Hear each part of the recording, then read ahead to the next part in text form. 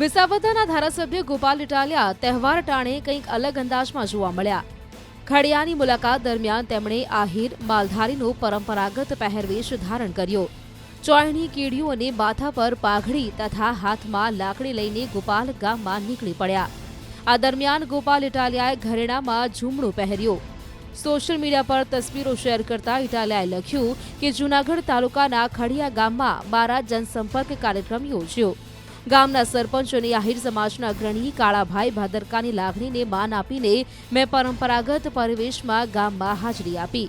વરસાદ હોવા છતાં પણ લોકો ચાલુ વરસાદે જોડાયા અને ઘોડી પર બેસાડી વાજતે ગાજતે મારું સ્વાગત કરવામાં આવ્યું. આ દરમિયાન ગોપાલ ઇટાલિયાએ ગ્રામજનો સાથે મુલાકાત કરી આશીર્વાદ પણ મેળવ્યા. ઇટાલિયાએ જૂનાગઢના વિજાપુર ગામની પણ મુલાકાત લીધી, જ્યાં સંબોધન દરમિયાન તેમણે ભાજપ પર પ્રહાર કર્યા. અને થાકીને ગામ મૂંગું થઈ ગયું. ગામના ગામ મૂંગા થઈ ગયા. તમે ગમે એ ગામમાં જાઓ કોઈ કઈ બોલે જ નહીં. હવ મૂંગા થઈ ગયા. કેમ કે હું બોલવાનું અને કોણ સાંભળશે અને સાંભળીને હું હજારો લોકો મૂંગા થઈ ગયા. મોઢું બંધ કરી દીધું કે નથી બોલવું ભાઈ. આમાં હું બોલવાનું. બધા આવા આવા જ આવે છે. પણ તમે વિસાવદર વિધાનસભાના ખેડૂતોએ, પશુપાલકોએ, મજૂરી કરતા માણાએ બધા એવો મક્કમ નિર્ણય કર્યો કે જેને આવવું હોય પ્રચારમાં આવી જાય, કોઈ બાકી ન રહેતા, નકર તમને અફસોસ ન થાવ. તો તાકાત સત્તાની મોટી છે કે જનતાની મોટી છે? કયો છે બધા?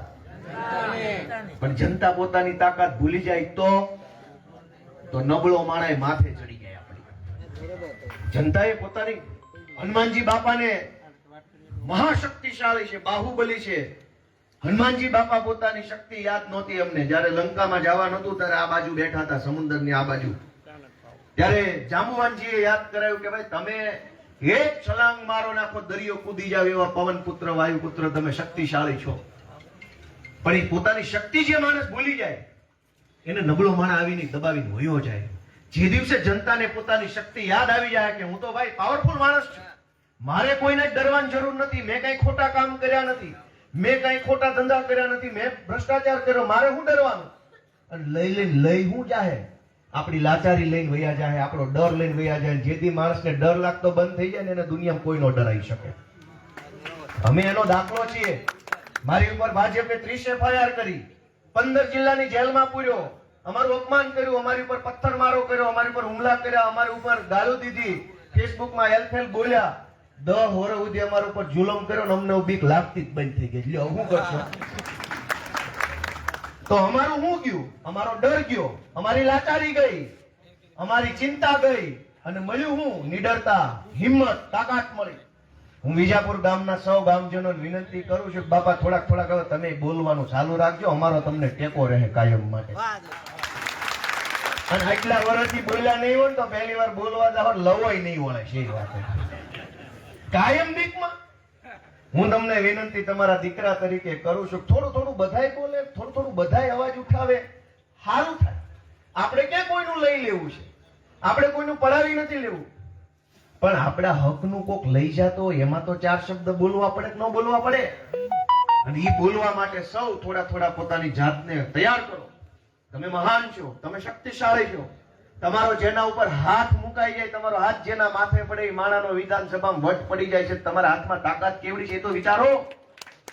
તમારો મારી ઉપર હાથ પડી ગયો તો મારું આખું ગુજરાતમાં ડંકો વાગી ગયો. ગોપાલ ઇટાલિયા જ મહાન હોત તો વગર ચૂંટણીએ ડંકો વગાડ્યો હોત. પણ નહીં, તમારો મારા માથા પર હાથ પડ્યો. તમારા હાથમાં તાકાત છે, તમારા હાથમાં શક્તિ છે. અને તમારી શક્તિનો સદુપયોગ થાય, આપણે બધા ભેગા મળી આ વિસ્તારનું, આ ગામનું, આ પંથકનું સારું થાય એવી કોશિશ આપણે કરવાની છે. હું હમણાં મુખ્યમંત્રીને મળ્યો, કલેક્ટરને મળ્યો, અલગ રજૂઆતો કરી. ક્યાંક રોડની કરી, ક્યાંક ખેતીની કરી રજૂઆત, ક્યાંક નાના માણસોની રજૂઆત, ક્યાંક શાળાની, ક્યાંક દવાખાનાની, ક્યાંક કોઈક એવી બધી રજૂઆતો હું કરતો રહું છું. દુર્ભાગ્ય એવું છે કે ટીવીમાં કઈ આવતું જ નથી. મેં રજૂઆત હું કરી હોય ટીવી હું આવતું હોય. તમે જોવો છો ને બધું હું આવે છે. મેં મુખ્યમંત્રીને જઈને રજૂઆત ઇકોઝોનની કરી, ખેડૂતોને પાક વીમો નથી મળતો એની રજૂઆત કરી, ગામડાની પંચાયતોની આવક કેમ વધે એની વાત મેં કરી, માલધારીઓને વાડા ફાળવવામાં આવે મેં એની વાત કરી. અને ટીવી હું આવતું હતું કે ગોપાલ ઇટાલિયાને ગેટ ઉપર દાંડો ફટકાણો. મેં હું રજૂઆત કરી ટીવી નો આવ્યું. ટીવીમાં એમાં એવું ગાંડો ભટકાણો, પણ હવે એમાં હું શું કરું, મને ગાંડો ભટકાઈ એટલે આ પરિસ્થિતિ આપણે બધાએ વિચારવી પડશે કે આવું હાલે છે. એટલે તમારા બધાનો હું આભાર માનું છું. મારી વાત આવ ટૂંકમાં કરવી પડશે, મારે જો આગળ જવાનું છે, છેક છોડવડી ગામે જવાનું છે, ન્યાય સભા છે આજની. એક મહત્વની અને છેલ્લી વાત, આમ તો બે વાત કહેવાની છે. એક તો તમને આમંત્રણ આપવાનું છે કે આ આખી ચૂંટણીમાં ગોપાલ મારો પારણીએ ઝૂલે એ બધાનું મનગમતું ગીત થઈ ગયું હતું અને બધાને ગોપાલ જાણે પોતાનો દીકરો હોય એવો ભાવ હતો. બધાને, બહેનોને, ભાઈઓને, બધાને મારા ઉપર એવો ભાવ હતો કે આ ગોપાલ આપણો છોકરો છે. અને એવા ભાવથી મને મત આપ્યો. ખાલી રાજકારણ નહીં, લાગણીથી લોકોએ બટન દબાવ્યું છે, પ્રેમથી દબાવેલું બટન છે. અને ઈ ભાવ છે એટલે એટલો હરખ છે. તો મને એમ થયું કે ભાઈ હું મારી આટલી નાની ઉંમરમાં આ ચૂંટણી જીત્યો. આવડી ઉંમરે તો કોઈને ટિકિટો નથી મળતી, બસ નહીં ન મળે, રિઝર્વેશન કરાવવા જાય એ નથી મળે. એમ અત્યારે હાઉસફુલ જ બતાવે. 2 ટાયર 3 ટાયર એસી ની ટ્રેનની ટિકિટ અહીંથી મુંબઈની, અહીંથી સુરતની, અહીંથી અમદાવાદની બુક કરો નથી મળતી. ટ્રેનની ટિકિટ ન મળે એવા જમાનામાં મને તમે બધા ધારાસભ્ય બનાવ્યો તો મને એમ થયું કે મારે ભગવાનનો આભાર માનવો જોઈએ. જનતાનો તો હું માનું છું, પણ ઈશ્વર આપણને નિમિત્ત બનાવે છે અને એટલે ઈશ્વરનો આભાર માનવા માટે, ઈશ્વર પ્રત્યે આપણો ભાવ વ્યક્ત કરવા માટે ધારાસભ્ય દ્વારા એક આયોજન કરવામાં આવ્યું છે. અહીં બગડુ ગામ ખાતે, બગડુ ગામ ખાતે ભગવાન શ્રી કૃષ્ણનો જન્મોત્સવ નું આયોજન કર્યું છે. શ્રી કૃષ્ણ જન્મોત્સવ અને મહારાસનું આયોજન બગડુ ખાતે કર્યું છે. એમાં અમારી ટીમમાં હરેશભાઈ સાવલિયા, રાજુભાઈ બોરખતરિયા, ભાવેશભાઈ બામણિયા, આપણે ડુંગરપુરના, આપણા ગામના બધા કાર્ય, પરેશભાઈ ને શૈલેષભાઈ ને બધા કાર્યકર્તાઓ, કાળાભાઈ, આ બધા ભૂપતભાઈ, આ બધા આગેવાનો ભેગા મળી અને બહુ મોટો ભવ્ય કાર્યક્રમ રાખ્યો છે. એમાં જન્માષ્ટમીના દિવસે સાંજના 8 વાગ્યાથી લઈ રાતના 1 વાગ્યા સુધી સળંગ ઉત્સવ આનંદના કાર્યક્રમો ગોઠવા છે.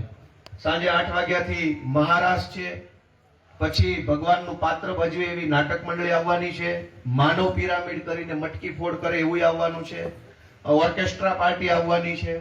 અને આખા પંથકની અંદર ગામડે ગામડે જઈને મેં પોતે અમારી ટીમે ગામજનોને સામૂહિક આમંત્રણ પાઠવા છે.